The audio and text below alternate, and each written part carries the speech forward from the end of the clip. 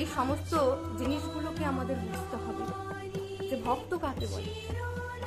ভক্ত চিনতে হবে, ভগবানকে চেনার আগে আমাদেরকে ভক্ত চিনতে হবে। আমরা ভগবানকে চিনবো কি করে যদি ভগবানের ভক্তদের প্রতি আমাদের ভালোবাসা না থাকে? আমরা যদি ভগবানের দাস বলি, সবাইকে ভগবানের দাস বলে মেনে নিই, তবে তো আমরা তাকে উচ্ছিষ্ট করলাম, আমরা ছোট করলাম তাকে। অন্যান্য দেবতাদের যদি আমরা ভগবানের দাস মনে করি, তবে তো আমি ছোট করলাম, তবে ভগবানকে পাওয়া হলো না। তবে কি ভগবানকে পাওয়া যায় না? ভগবানকে পাওয়া যায় না।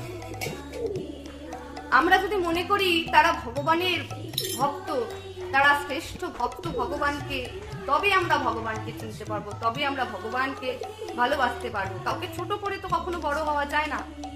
কাউকে ছোট করে কি আমরা কখনো বড় হতে পারবো না? আমরা কখনো বড় হতে পারবো না। তাই আমরা অন্যান্য দেবতাদের শ্রদ্ধার সাথে সাথে আমরা ভগবানকেও শ্রদ্ধা জানাবো।